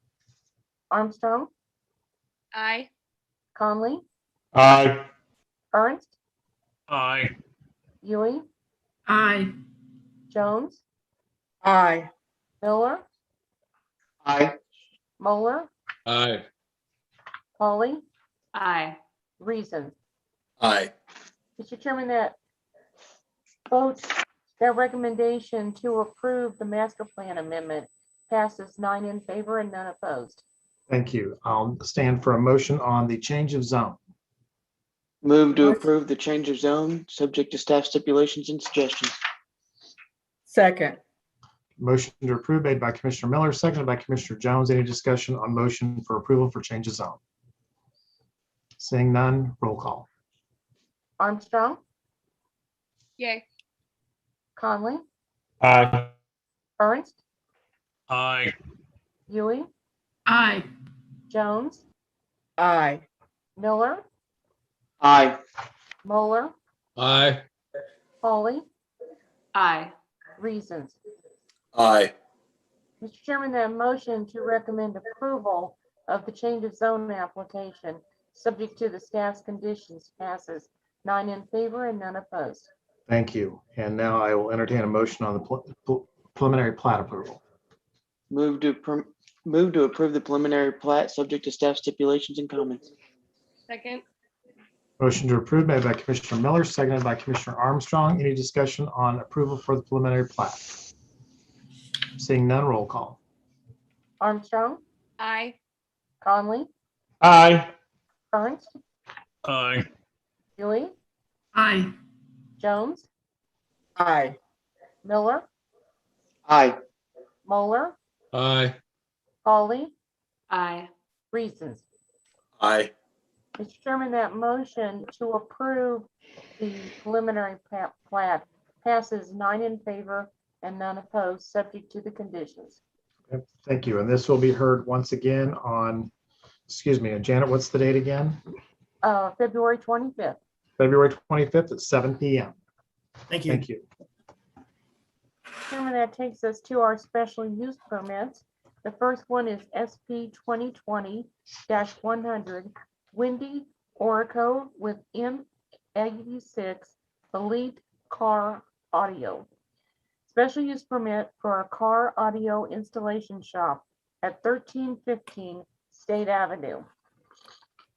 Please include the following items as part of the record for this case: the city's currently adopted zoning and subdivision regulations, the official zoning map for the area in question, the city's currently adopted master plan for the area in question, the staff report and attachments dated February 8, 2021, the application and other documents, plans, pictures, and maps submitted by the applicant in furtherance of the case and contained in the official file, the notice in the Wyandotte Echo, and the notices to property owners. Does any member of the commission have any contact to disclose on this application? No. No. Thank you. Thank you. Ms. Orozco, are you in the audience? Please raise your hand, or someone representing. Okay. There you go. You can go ahead. Please give us your name and address, please, for the record. Tell us about your project. Yes, my name is Lester Gonzalez. I'm Wendy Orozco's husband. And the address is 1315 State Avenue, Kansas City, Kansas, 66102. And we Okay. want to open a car audio shop at this location. Okay, are you going to be doing retail sales? Are you going to be doing installation of any work, that kind of thing? Yes, installation, yes. And selling stuff too, like car stereos and alarms. Okay, anything else you want to make us aware of? Yes, also the name of the shop is M&G, not M86. M&G? M&G, yes, not M&G. Okay. Any questions for the applicant? Seeing none, I'll open up the public portion of the meeting. Is there anyone in the audience tonight that wants to speak in favor of or in opposition to this request? Please raise your hand. I am seeing none, so we'll close the public portion of the meeting. We'll go to staff and get their comment. Thank you, Mr. Chair. This is Gunnar Hand, Director of Planning and Urban Design. Again, this is a special use permit for, it falls under the same SUPs as auto repair because it's audio installation. If they were just selling audio equipment, it would be different. But the anticipation here is that that installation will occur on site. As such, it is here for that SUP, and this is the same SUP that other auto repair and car auto sales uses have to go through. It's the one that the Board of Commissioners updated the zoning code in 2015 to apply different standards. So those standards apply to this use. They not only apply to this use as the standards get applied, although there are two addresses, this is one parcel, it gets applied to the entire parcel. So we do have a lot of conditions of approval on this property, on this case currently, including the application of the appropriate commercial design guidelines. We also have additional conditions of approval that no inoperable vehicles or material storage is allowed on outside. No parking is allowed on the street. There's a history of sort of inoperable vehicles and other cars being worked on in this general vicinity and neighborhood happening on the street, as well as all service has to happen inside the building. So if they're going to install a car audio and alarm, it has to happen inside of the building. We feel comfortable that many of the details that accompany this type of use and the different standards will be picked up at the Development Review Committee. And we look forward to working with the applicant and potentially also the property owner. Again, the applicant is focused on this part of the parcel, but the parcel includes this lot as well.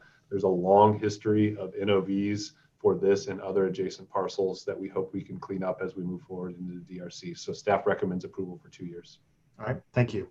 Questions for staff? Seeing none, we'll stand for a motion. Move to approve, subject to staff stipulations. Second. Motion to approve made by Commissioner Miller, seconded by Commissioner Jones. Any discussion? Seeing none, roll call. Armstrong, Aye. Conley, Aye. Ernst, Aye. Huey, Aye. Jones, Aye. Miller,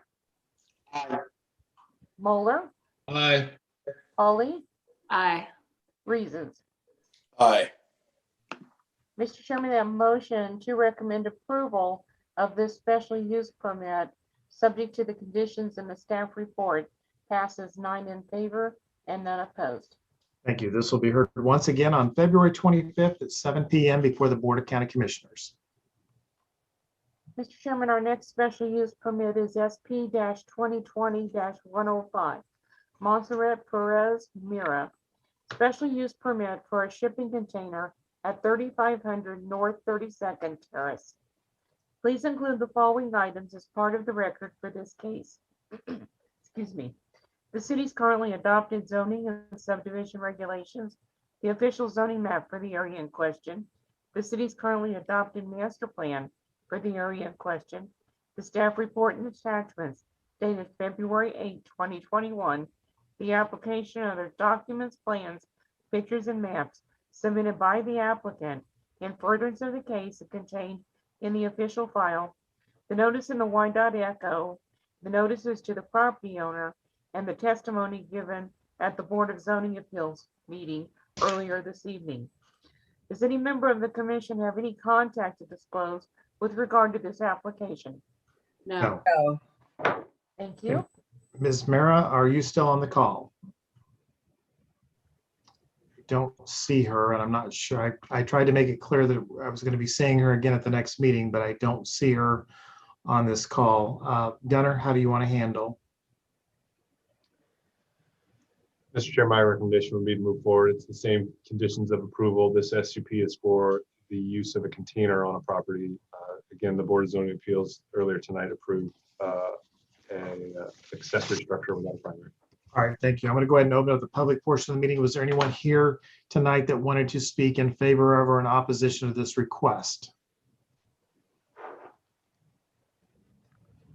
And I'm not seeing anyone, so we'll go ahead and close the public portion of the meeting. We've already heard the staff comment.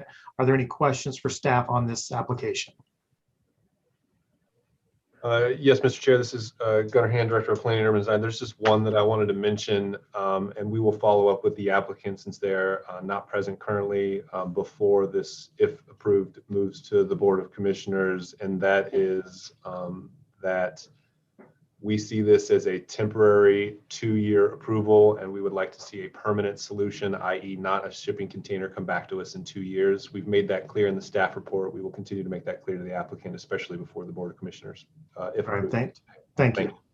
Again, any questions for Director Hand? Seeing none, we'll stand for a motion. Motion to approve, subject to staff stipulations and comments, inclusive of the temporary limitation mentioned by Director Hand. All right, for 2 years. Thank you. Is there a second? Second.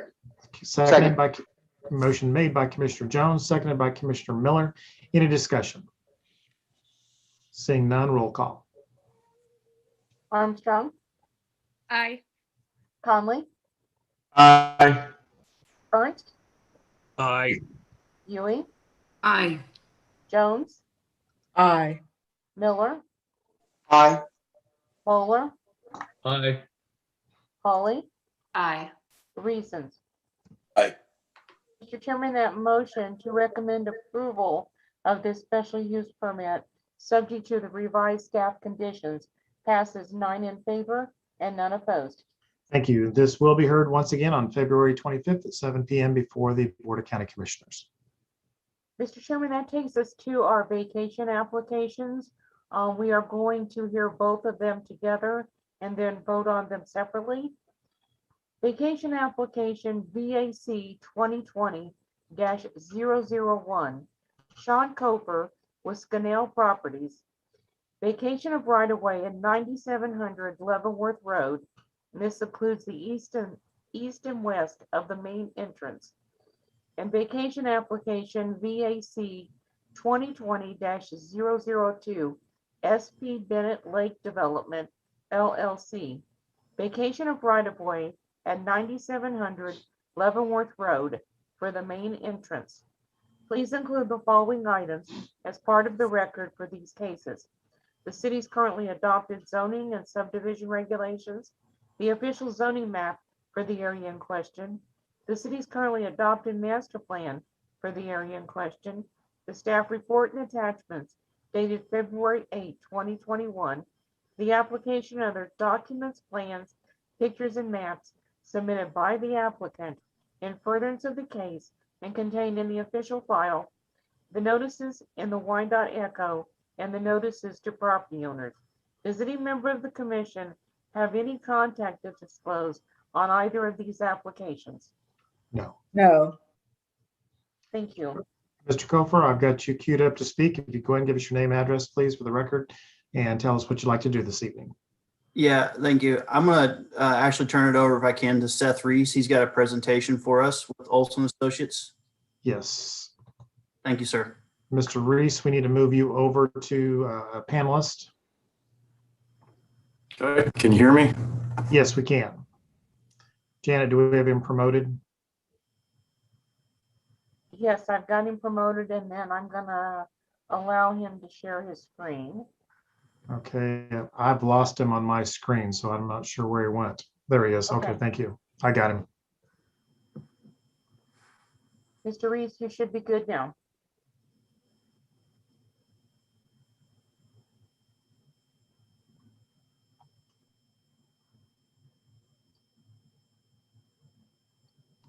You're muted, Mr. Reese.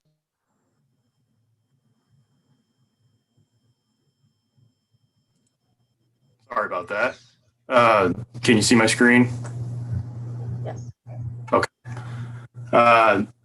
Janet did a nice job describing the two applications for vacations. I'm just going to quickly kind of explain the difference in the two and the reason for that. So just a quick overview, 435, I think everybody's familiar with the area, Leavenworth Road, 99th Street, and then 91st Street. The area highlighted in yellow is where the vacations would occur for the right-of-way on the north side of Leavenworth Road.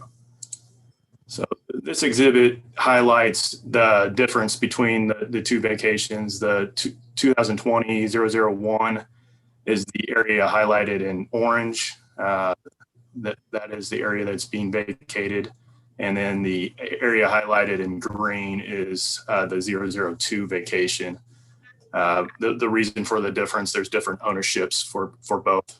So that's the reason for the two separate vacations on the property. So the reason for the vacation application is, as you can see, the right-of-way line on the north side kind of goes in and out.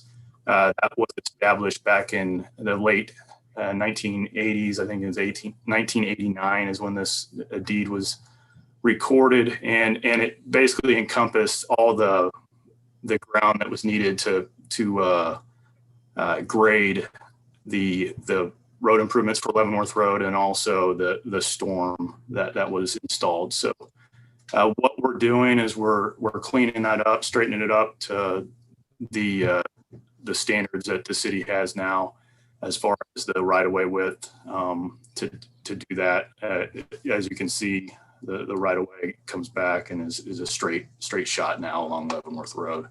And that matches up with the approved plats and everything that are on the property as well. So the other item I just wanted to clarify, make sure everybody's aware of, there's a trail that's going to be constructed on the north side of Leavenworth Road with the Super Bowl project that's up here. This right-of-way still allows for that to occur. It doesn't impact that at all. It's basically just kind of cleaning it up and tied in things up for the overall development. So with that, it's pretty high level. If anybody has any questions or want me to go into more detail, I can do so. But we're here to answer any questions you may have. All right, thank you, Mr. Reese. Any questions for the applicant? I am not seeing any, so I will open up the public portion of the meeting. Is there anyone in the audience that wants to speak in favor of or in opposition to this request tonight? Please raise your hand. I am not seeing any there either, so I'll close the public portion of the meeting. We'll go to Director Hand for staff comment on both applications. Thank you, Mr. Chair. This is Gunnar Hand, Director of Planning and Urban Design. Just pick up on my presentation. Can everybody see my screen again?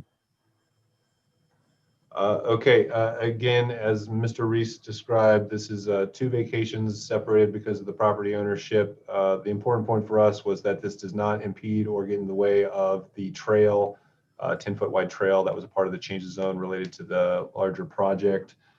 We have some standard conditions that we apply to all vacations. The right to re-enter. I think it's also important to note that all the easements that cross this are maintained with these vacations, and you can kind of see that here. There's a bunch of them. This has been reviewed by planning, engineering, and the county engineer. We recommend approval for both. All right, thank you. Any questions for the director on either application? I am seeing none. We'll need two motions on each one, so I'll entertain a motion for vacation easement 2020-001. Move to approve vacation 2020-001, subject to staff stipulations. Okay. A motion to approve by Commissioner Miller, seconded by Commissioner Pauly. Any discussion on motion for approval? Seeing none, roll call. Armstrong, Aye. Conley, Aye. Ernst, Aye. Dewey, Aye. Jones, Aye. Miller, Aye. Moeller, Aye. Pauly, Aye. Reasons. Aye. Mr. Chairman, that motion to recommend approval of vacation one subject to the staff's conditions, passes 9 in favor and none opposed. Okay, thank you. I'll now entertain a motion on application 2020-002. Move to approve vacation 2020-002, subject to staff stipulations and conditions. Second. Second. Motion to approve made by Commissioner Miller, seconded by Commissioner Armstrong. Any discussion? Seeing none, roll call, please. Armstrong, Aye. Conley, Aye. Ernst, Aye. Yui, Aye. Jones, Aye. Miller, Commissioner Miller? Aye. Aye. Thank you. Sorry. Moeller, Aye. Hawley, Aye. Reasons. Aye.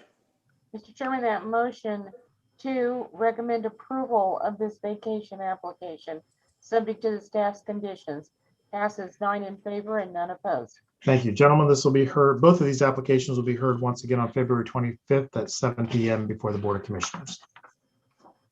Thank you. Mr. Chairman, our last item on the agenda is plan review application PR 2020-035. Kurt Yoder with BHC Roads. Preliminary and final plan review revising previously approved drive entry to Tidal Wave Auto Spa Car Wash at 10762 Parallel Parkway. Please include the following items as part of the record for this case. The city's currently adopted zoning and subdivision regulations, the official zoning map for the area in question, the city's currently adopted master plan for the area in question, the staff report and attachments dated February 8, 2021, the application and other documents, plans, pictures, and maps submitted by the applicant in furtherance of the case and contained in the official file, and the notices to property owners. Does any member of the commission have any contact to disclose with regard to this application? No. No. Thank you. Mr. Yoder, I've got you queued up to speak. So whenever you're ready, give us your name and address and tell us what you'd like to do tonight. All right, my name's Kurt Yoder. I'm the civil engineer representing the client. I work for BHC Roads. Our address is 7101 College Boulevard, Suite 400 in Overland Park, Kansas. So like I said, I'm the civil engineer for this project. We originally went through, got the development plan approved for this project back in spring of 2019. We got the development plan and then we got the building permit by, I believe, around October of 2019 for this project. And we've been under construction ever since then. So the project's currently under construction. You can see that's the building that's shown on this development plan. Some of the curbs are already installed, the utilities are already installed. It's largely already finished construction, but we would like to revise the location of the driveways that the site accesses. So we are showing a revision so that both the entry and exit drives access the south access drive, the south common access drive. Our current approved development plan shows entry and exit drives accessing the west shared access drive, right, as shown there. So really, we're just revising the access drive. Everything else is the same as the previous development plan. The building's the same. We've lost a few parking stalls due to this, but other than that, we're really just revising the access drive. Thank you. Are there questions for the applicant? I just have one. What precipitates the need to change the entry exit? Just out of curiosity, it's it's such a tight spot to begin with. Right. Yeah, and we showed the west access drive because that was our originally preferred use. But the owner to the west is a Sam's Club gas station, and they did not like us using, or whenever they found out that we were gonna build a driveway there, they did not like that idea. So rather than us basically getting in a legal fight with them, we would just rather avoid that and just appease them and change the location of our driveways. Other questions for the applicant? Seeing none, is there anyone, sorry, we'll go to the public. Is there anyone in the audience that wants to speak in favor of or in opposition to this request? Seeing none, we'll close the public portion of the meeting. We'll go to staff for Director Hand's comments. Thank you, Mr. Chair. This is Gunnar Hand, Director of Planning and Urban Design. So this is a CP2 plan district. So any change to the site plan has to go back through the process, which is why we're here tonight for the slight change in the orientation of the driveways from the west down to the south, as the applicant just mentioned. We do maintain all the existing conditions of approval, which you can effectively see in the pictures because it's been built. In terms of materialities, slope of the roof, things of that nature, those were all covered. Some additional commercial design guidelines were also carried over. One thing I would note is this still requires a 4-foot sidewalk be built, and you can see it right here on the east side of the property. Although there is no sidewalk built because this lot 45A is currently vacant and undeveloped, when it does come in for development, we will require the continuation of the sidewalk on the southern side of this private access drive, of which this sidewalk will bring folks up to as needed. So with that, we recommend approval. Are there any questions from the commission? I have one. Yes, Commissioner Reasons. Gunnar, question I have on this, they're wanting to move that driveway over from that west. One concern, have there been any check to see, because I know that Chick-fil-A seems to have cars parked out there because of COVID and their drive-through things. They're out there all over the place during lunch and dinner hours. Is that going to be a problem now that we've got a car wash that's going to be coming in, and who knows what kind of droves that's going to be coming in? And they're all coming in on that same south area? It's a great question. I just brought the aerial over so you could see it a little bit better. I believe this is the Chick-fil-A, and obviously we all know Chick-fil-A's are crazy busy. The access will actually put them a little off center from the Chick-fil-A. So that's part of my answer. The main part of my question is we requested a traffic impact study for this change. Our planning engineer, Mr. Martin Tangier, reviewed it and found no issues with it. So we think it can handle the traffic with as proposed. Okay. All right. Thank you. We want to make sure that we keep Chick-fil-A up and running and peak optimum form. I've said before, if Chick-fil-A handled the COVID vaccines, we'd all be done by now. So any other questions of Director Hand? I was originally going to share my screen of my dirty minivan, hoping that tidal wave car wash gets open soon, but in the interest of time, I won't. So I'll entertain a motion. Motion to approve subject to staff comments and stipulations. Second. Thank you. That motion was made by Commissioner Jones, seconded by Commissioner Pauly. Is that correct? Or Armstrong? Armstrong, excuse me. Thank you. Any discussion on approval? All right, roll call, please. Armstrong, Aye. Conley, Aye. Ernst, Aye. Huey, Aye. Jones, Aye. Miller, Aye. Moeller, Aye. Pauly, Aye. Reasons. Aye. Mr. Chairman, that motion to recommend approval of this application, subject to the staff's conditions, passes 9 in favor and none opposed. Thank you. This will be heard once again, February 25th at 7 p.m. before the Board of Commissioners. Mr. Yoder.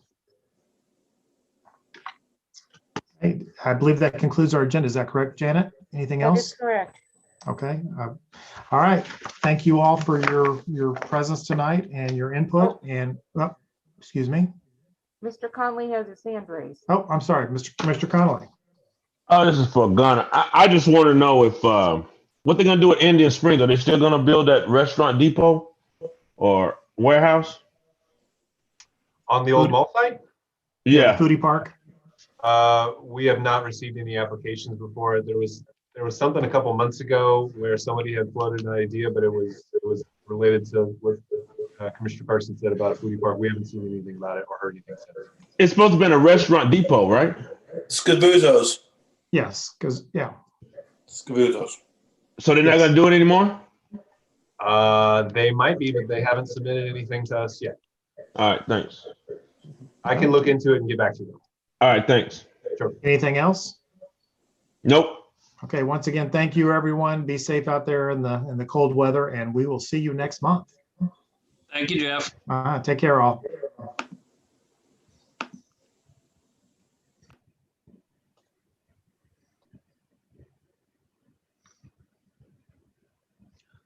Good night, Janet. Good night. Hi, Mr. Ernst.